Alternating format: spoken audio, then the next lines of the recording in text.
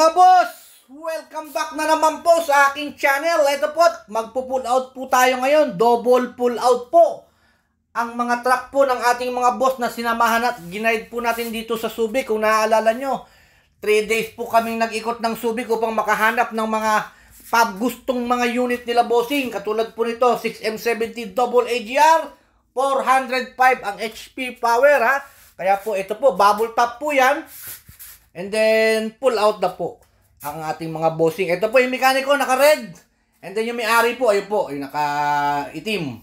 Sila po ang may-ari niyan. And then, double check na lang po ang ginagawa ngayon dahil pauwi na po ng Mindanao. Dalawa po itong unit po na ito. Kaya, pakiksisilip ko po sa inyo yung dalawang unit na kanilang ipo-pull out. Kaya po, ito po, as is condition, hindi po nila pinarekon yan dahil sobrang sariwa po ng pangilalim at saka nung original paint, sila na rin po magpapa-makeover. Ito po, mga batang Mindanao. Ayan o, ay batang Bukidnon. Ayan, sila yan.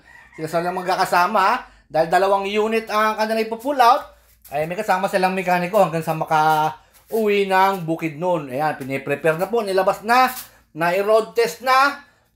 Konting ikot-ikot na lang, aalis na po.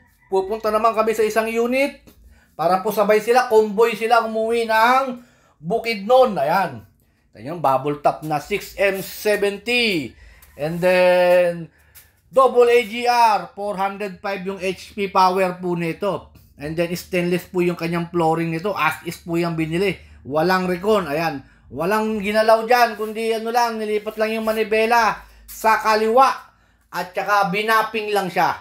And then, change oil. Yun lang po yung mga ginawa rito. Check ng mga gear oil. Ayan lang po ang ginalaw sa unit na po na ito. And then, habang magagas kami ngayon dito sa may gasoline station, at ayan, convoy na rin po kami. Papunta naman doon pa sa isang unit na kanilang nabili.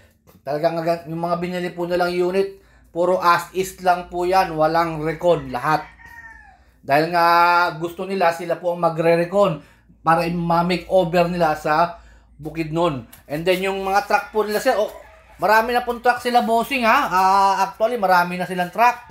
Puro mukhang transformer yung mga mukha nito. Sila lang po ang nag-aayos sa Bukidnon. Sana pag natapos ito, sabi ko sa kanila, i-send sa akin yung video. And then, ito na po yung isa po. Ito na po yung isa. Ito yung may-ari niya, nakakulay blue. Ito yung kanyang driver dyan, yung naka-red. Ayan po yung unit nila na 6R10 naman po ito. Na 6R10 and then bubble top din po yan. Bubble top and then double AGR with AdBlue po yan. Hindi nila pinarimap po yan dahil sa lugar nila, marami rin magagaling gumawa niyan. Kaya po doon nila sa lugar nila gagawain po yung mga unit po nila. I-makeover din po nila ito. Gagawin nilang mukhang transformer, sabi nila ha. Kasi pinakita naman nila sa akin yung unit nila. Na dating yung mga unit nila, marami na silang mga truck.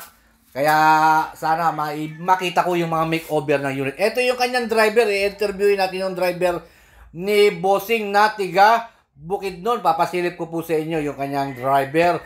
At ito na po, road test po yan ha, road test. Pero lumabas po ng yarda yan. Inikot na muna rin sa testing. Ito po yung driver.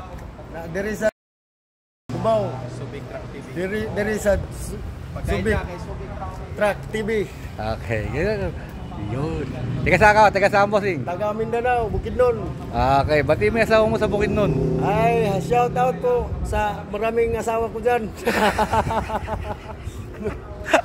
Sige po, wala na? Wala na, okay na. Okay, sige.